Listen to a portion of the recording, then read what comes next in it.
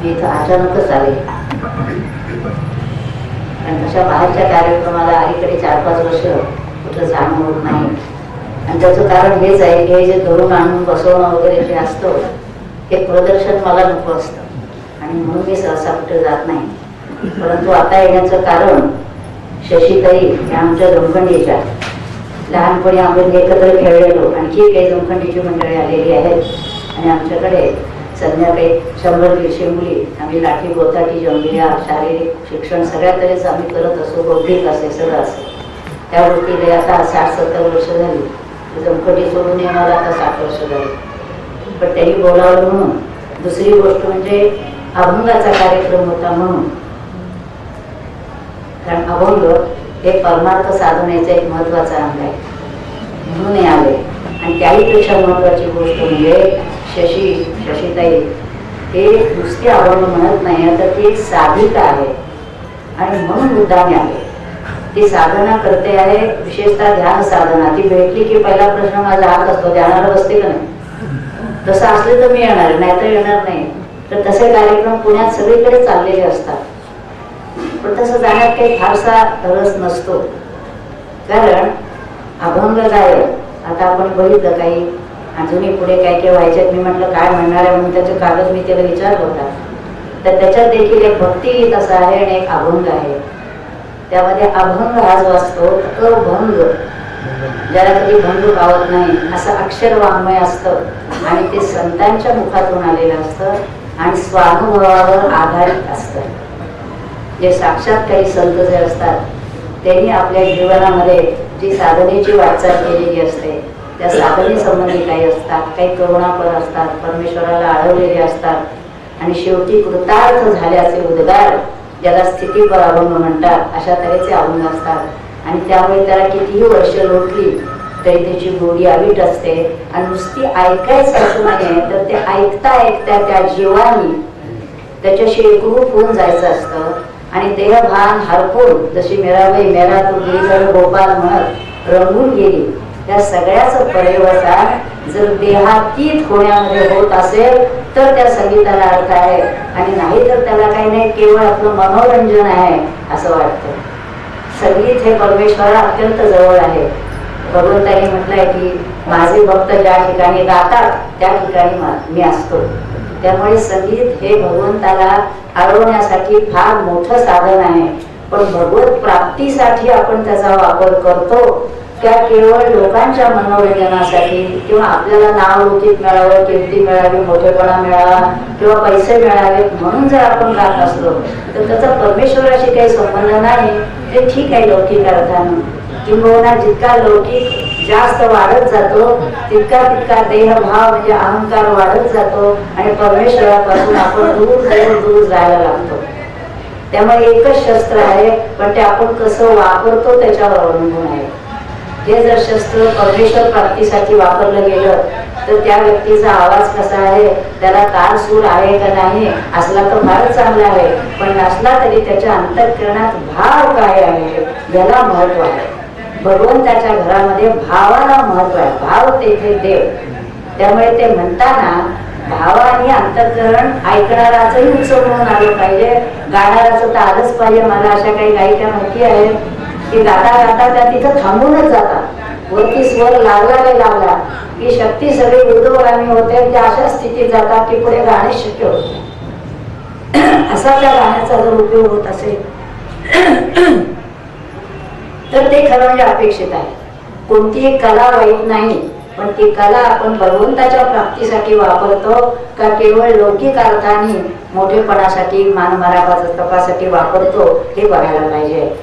त्यामुळे इथं जे आहे ते अभंग म्हणते आहे, इतरांनी जी म्हणत नाही त्यांनाही मी अगदी जरूर सर्वांना सांगेन की आपण आपल्या संगीताच्या बरोबर दिवसाकाठी 15 मिनिटं अर्धा तास ध्यान धारणा करा, भगवंताशी आपलं नातं जोडा आणि मग जे आपले सगळे व्यवहार आहेत ते त्याच्या पातळीवर माम अनुस्मारक युद्धच असा भगवद्गीतेचा संदेश आहे. इथं येण्यात आणखीन एक आहे की गीता धर्म मंडळाची वास्तू आहे, ज्या ठिकाणी भगवद्गीता जो आपला अध्यात्म ग्रंथ आहे, केवळ धार्मिक ग्रंथ म्हणत नाही मी त्याला अध्यात्म ग्रंथ म्हणते, म्हणजे तो केवळ हिंदूंचा धर्म असा नसून अध्यात्माचा म्हणजे त्याच्या वरच्या पातळीवर जाणार आहे आणि त्यामुळे तो आज शिरोधार्य मानलेला आहे सगळ्या जगामध्ये. या गीतेची उपासना ज्या ठिकाणी चालते असं हे गीतेचं मंदिर आहे. म्हणून मला इथे येण्यात आनंदापूर्वी मी 2 वेळा आलेले होते. आणि आणखी एक गोष्ट म्हणजे ह्याच्याच पाठीमागे मी राहत असल्यामुळे इथं जे जे काय चालतं ते माझ्या घरी सगळं बसून ऐकू येत असतं. पण आज मात्र मी तिथून इथे येण्याचं ठरवलं आणि आज इथे आलेलं आहे मी. आणखी एक गोष्ट सांगायची म्हणजे आता सुशीला ताईने जे म्हटलं बोलताना त्यांच्या मावशींच्या बद्दल की असं जर झालं नाही तर भगवंताच्याकडे अन्याय झाला असं मी समजेन. तर आपण नक्की असं समजावं की भगवंताच्या घरी अन्याय कधीही नाही. भगवंताच्याकडे अखंड न्यायच आहे, अन्याय कधी होणार नाही. तथापि आपली कल्पना थोडीशी चुकीची आहे. मोक्ष याचा अर्थ केवळ चांगलं वागणं, सदाचाराचं वर्तन म्हणजे मोक्ष नव्हे. केवळ भगवंताची पूजा केली, भजन म्हटली, नामस्मरण केलं किंवा थोडीफार उपासना केली म्हणजेही मोक्ष नव्हे. ती मोक्षाची वाटचाल आहे. मोक्ष याचा अर्थ मी देह नसून मी आत्माच आहे असं नुसतं बोलणं नव्हे तर तो अनुभव घेणं आहे. आपण सामान्यतः देहाला मी असं समजतो, सगळीच समजतात. जोपर्यंत सद्गुरू भेटलेले नाही तोपर्यंत आपला हाच हे अज्ञान असतं की मी देह आहे, मी मन आहे, मी बुद्धी आहे. पण संत भेटल्यावर आपल्याला सांगतात की मी देह मन बुद्धी नाही, तू आत्मा आहेस, तत्त्वमसि म्हण सोहम. आणि अशी सद्गुरूंच्या मार्गदर्शनाखाली वाटचाल करत करत जेव्हा तो जीव या बोधात येतो की मी सच्चिदानंद स्वरूप आत्माच आहे असं जेव्हा होतं तेव्हा त्याला मोक्ष मिळतो. पण जर चांगलं काम केलेलं असेल, साधना करत असेल तर गीतेनं म्हटल्याप्रमाणे केलेली साधना फुकट जात नाही. ती साधना पुढच्या जन्माला उपयोग येते आणि लहान वयातच तो साधनेला लागतो. आता आपली कल्पना अशी असते की गीता, ज्ञानेश्वरी सगळे ग्रंथ किंवा अध्यात्म विचार 60-70 नंतर करायचा. म्हणजे जेव्हा आपल्याला कोणी विचारत नाही अशी अवस्था येते तेव्हा आपण त्याचा विचार करायला लागतो. वस्तुतः अध्यात्माचा विचार लहान वयापासून 10-12 वर्षापासून करायला पाहिजे. अध्यात्माची साधना करायला पाहिजे आणि या जन्मात वयाच्या 25-40 तयार व्हायला पाहिजे आणि इतरांना मार्गदर्शन करायला तो समर्थ व्हायला पाहिजे. सारे संत आपण जर बघितले तर वयाच्या 10व्या-12व्या वर्षी घर सोडून बाहेर पडले सद्गुरूंच्या शोधासाठी आणि स्वतःचा उद्धार करून स्वतःचा उद्धार आणि त्याबरोबर स्वयं उद्धरून इतरांचाही उद्धार करायचं हे काम समर्थांनी केलं. गणेश्वर महाराजांनी केलं, रमण महर्षींनी केलं, ज्ञानेश्वरांपासून सगळ्या संतांनी केलं. आणि भगवद्गीता ही आदर्श मानून भगवद्गीता हा नुसता पूजेत ठेवायचा ग्रंथ नाहीये, श्लोक पाठ करायचा नुसता ग्रंथ नाहीये. गीतेने जरी म्हटलेलं असते श्रवणे पठणे अर्थे मोक्षची लाभे, याचा अर्थ त्या शाळेत तुम्ही गेला एवढंच म्हणायचं. केवळ पठण करून कुणाला मोक्ष मिळणार नाहीये. त्याच्यात जे सांगितलेलं आहे त्याप्रमाणे त्याच्यातला कर्मयोग, भक्तियोग, ध्यानयोग, ज्ञानयोग या सगळ्याचं आचरण करायला पाहिजे. आणि शेवटी अर्जुनाने म्हटलं त्याप्रमाणे नष्टो मोहा स्मृती लब्धा तत् प्रसादात मयाच्युत. तुझ्या प्रसादाने माझा मोह नष्ट झालेला आहे, माझा अज्ञान नष्ट झालेला आहे आणि मी ज्ञान स्वरूप होऊन राहिलेलो आहे. याच्या ठिकाणी जर पोचलो तर त्या गीतेचा अर्थ आहे किंवा त्या गीतेचं महत्व आपल्या लक्षात आहे, महात्म्य लक्षात आलं असेल असं होईल. त्यामुळे या ग्रंथांचा अभ्यास म्हणजे प्रथम परोक्ष ज्ञान शब्दाचा अंगाने करून घ्यायचा आहे आणि मग अपरोक्ष अनुभूती जी आहे ती स्वयं साधनेने करून घ्यायची.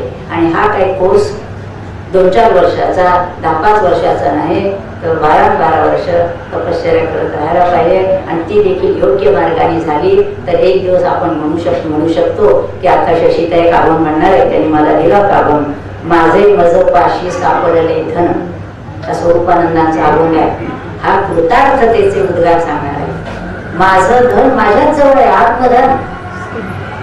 बाहेर कुठे शोधायला जायचं नाहीये, मीच ते आहे पण माहिती नाही. मी स्वयं राम आहे, मी स्वयं कृष्ण आहे. आत्मा निराकार रामकृष्णांच्या रूपाने साकार होऊन आलेला आहे. संत ही माझी रूपही असं भगवंतांनी म्हटलेलं आहे, ज्ञानेश्वरांनी म्हटलेलं आहे. संत म्हणजे परमात्म्याचंच रूप आहे परमात्मा निर्गुण आपल्याशी संवाद साधू शकत नाही, मग संत आपल्याशी संवाद साधू शकतात, कारण ते स्वयं परमात्मा रूप सच्चिदानंद रूप झालेले असतात. त्यामुळे त्यांच्या मुखातून जे वाक्य येतं, जे शब्द येतात, तेच आपण अभंगाच्या रूपाने पाहतो. अभंग तुकारामाने जसं म्हटलं आनंदाचे डोही आनंद तरंग, पण त्याच्या आधी त्यांनी असं म्हटलंय रात्रंदिना आम्हा युद्धाचा प्रसंग, हेही त्यांनीच म्हटलेलं आहे.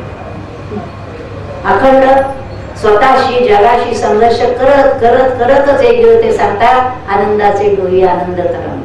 मग त्याच्या देहाची स्थिती काहीही असो, आजूबाजूची परिस्थिती काहीही असो, पण तो अशाच ठिकाणी पोचलेला असतो की मी फक्त आनंदच आहे, शांती तिथंच आहे, समाधान तिथंच आहे. आणि प्रत्येक जीवाला हे मिळवण्याचा अधिकार आहे, पण आपण बाकीचे अधिकार सिद्ध करतो. पण हा जो स्वतःच उद्धाराचा हा जो मार्ग आहे, हे होण्याची आपल्याला क्षमता आहे, हे मात्र सोडून आपले सगळं जीवन घालवतो आणि एक दिवस आया वैसा गया. काय केलं जीवनात? काही केलं नाही असं म्हणायची वेळ येते. आणि ज्यांनी हा मार्ग धरला असेल तो म्हणेल जर ह्या जन्मात समजा मी मुक्त झालो नसलो तर मी अशा एका मार्गावर आहे की पुढच्या जन्मात शुचीनाम श्रीमताम गे योग भ्रष्टो मी जायते, मी पुन्हा त्या जन्माला येईल आणि पुन्हा पुढची साधना करेल. तेव्हा जास्त हा प्रवचनाचा भाग नाही आहे, आपल्याला अभंग ऐकायला आपण आलेले आहात, पण त्याच्यामध्ये कुठलाही अभंग ऐकताना त्या अभंगाच्या अर्थाकडे लक्ष जाऊ द्या. आणि त्याच्यात जे सांगितलंय गोट सहज सांगते. एका संतांच्याकडे एक भगिनी आल्या, सुंदर अभंग म्हटला, फार छान म्हटला. ते सगळं झाल्यानंतर संतांनी त्याला विचारलं की ताई तुम्ही हा अभंग किती दिवस म्हणता? तर त्या म्हटल्या की 10 वर्ष मी हा अभंग म्हणते. ते म्हणजे फार छान आहे, आता फक्त त्यात जे सांगितलेले आहे ते व्हायचं राहिलेलं आहे.